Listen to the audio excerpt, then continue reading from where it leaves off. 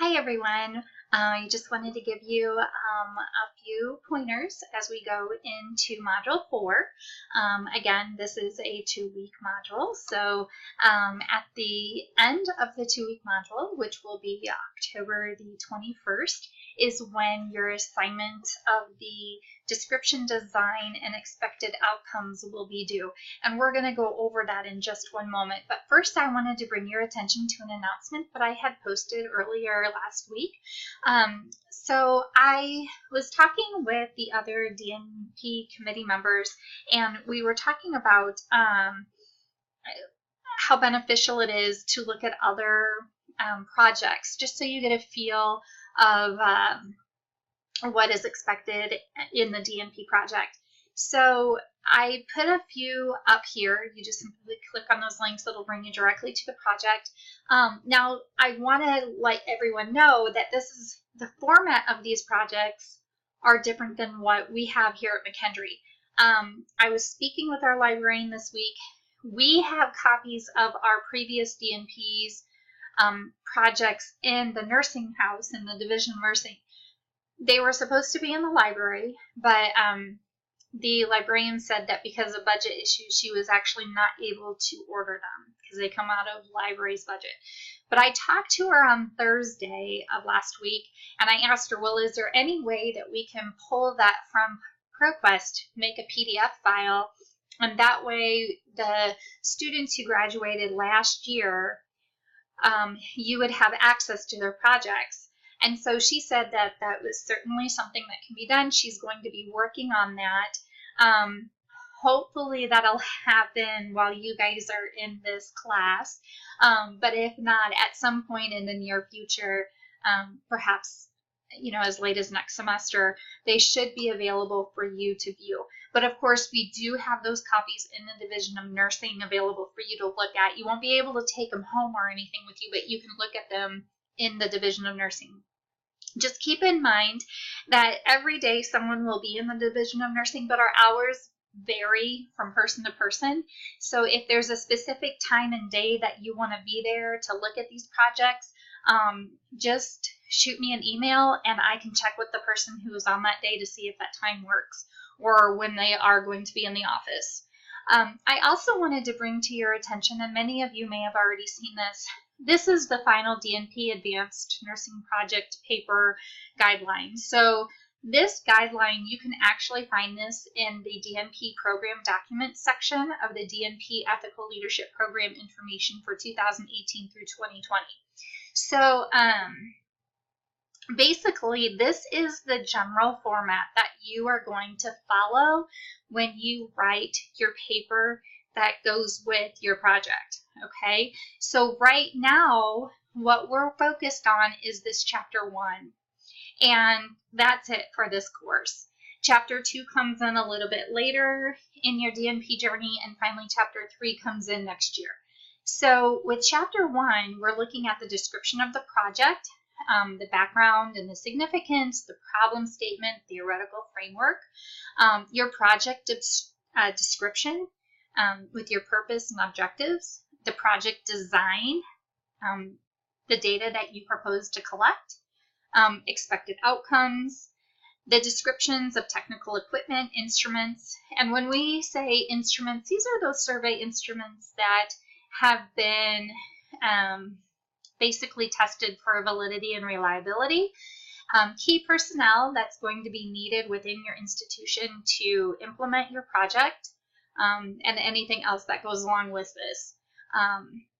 And then the other part of Chapter 1 is the evidence-based review of literature. And this is what we'll be doing that will be during Module 6. We will really be focusing on that. So at the end of Module 6 is when you're going to be writing up your evidence-based review of literature. And I will say some of the projects that were passed last year, there may have been one or two that had very skeletal review of lit, but they had an amazing project to go with it. So I think that it was one of those things that we just kind of overlooked, the fact that they only had a 7-page review of literature. your review of literature needs to really be around the 15 to 20 page length in order to demonstrate that you have searched your project at great length. Okay, so when you go to write your evidence-based review of literature, keep that in mind. You need to be around that 15 to 20 page length. You can certainly go over 20 pages, but it really shouldn't be anything less than 15. And that's even for this course. Okay, I know you're going to be adding to and taking away as your project starts to evolve with your chair, but really go in there with a, around the 15 to 20 page length in your evidence-based literature review. So I know that's a question. A lot of people are like, well, how long does it need to be? In something like this, there is a certain number of pages that should be there, and 15 is really the minimum. 20 is ideal. Anything beyond 20, like I said, is perfectly acceptable. Some projects will have a 30-page lit review, and that's completely fine if that's what is needed for the project, but nothing less than 15 to 20, okay? All right, so moving right along then, let's go into, so again, this can be found in the announcements section. So let's go into our module. And you can ignore this mid-course evaluation that you see on the screen.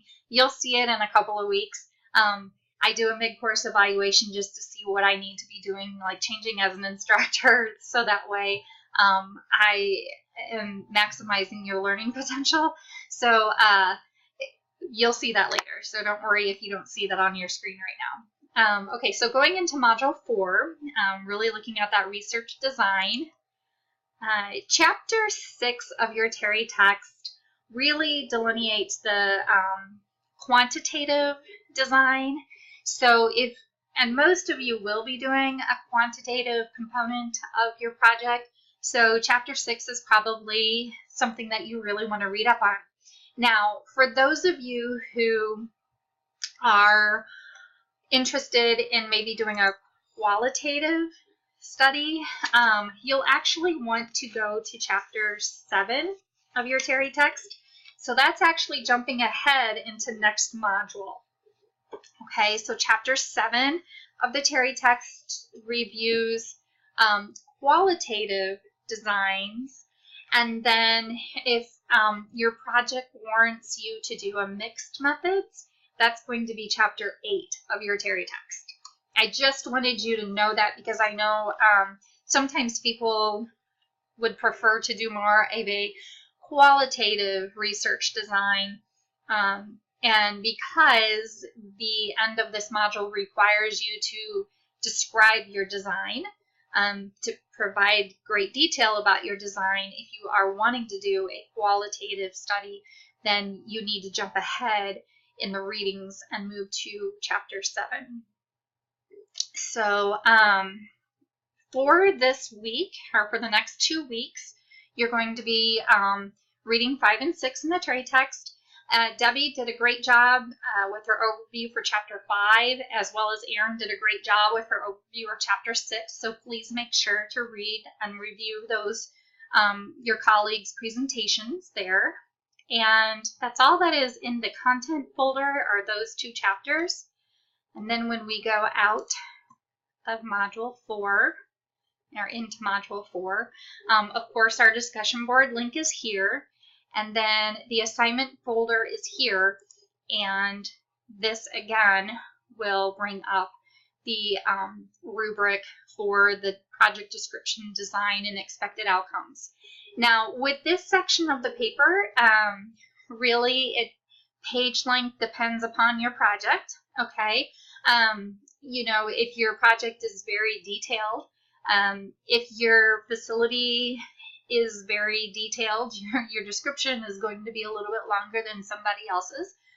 Your design, the characteristics of the design really varies with what your project is going to be. Typically, and then of course the expected outcomes. Again, it varies by your project. But I would say typically, if you're hitting around the 3 to 4 page length for all 3 of them together, that's probably sufficient. You may need to go beyond that depending upon your project. Again, how, when you're describing your project, you might need to go beyond that. Design is usually, somewhere around a page, page and a half, and then of course expected outcomes. If you include the hypotheses, if there are certain hypotheses that you're going to be including, if there are certain research questions that you're going to be asking, sometimes, for example, I think I had 13 hypotheses, null hypotheses, research questions, that sort of thing in my paper. So that section was a couple of pages long, all right? But it just varies from person to person. Again, I don't want to really talk too much about what I did because it was a PhD, whereas you're doing more of yours is a DNP. So it's not as researchy, okay? I don't even know that's a word. But anyway, I think you kind of get the gist that, I would say if you look at other projects, for example, particularly the ones that we have moved through with our program, the project description and design and expected outcomes ranged around the 4-page length, okay? As I had said previously, when we move on to finding that evidence-based literature review, that's when the page length really gets big. So, we're talking 15 to 20 pages on that lit review, okay? All right. So I think that pretty much covers everything that I wanted to mention kicking off Module 4. And I just want to tell everyone that I basically just want to tell you this course, look at this as a springboard course, all right, just to kind of start the process of getting all these components together. You're not having to be married to anything that you're constructing right now, okay? This is just to get your feet wet. It's to lay the groundwork, but things are going to evolve, particularly when you get into 790 and you're working with your chair. But at least when you get into 790, you'll have this. You'll have Chapter 1 started. You'll have something that you and your chair will be able to work with and to modify. So don't, if you just say, for example, you did your theoretical framework and you're like, oh man, I just know there might be some other theories out there and that might be more applicable than the ones that I've chosen. That's okay. You still have plenty of time to keep researching those things. But this just provides the foundation. So when you go into 790, it's sort of like, okay, we can work with this. So you're not putting it all together in 790 all at the last minute. This is a work in progress. Okay. So if you have any questions, please don't hesitate to contact me.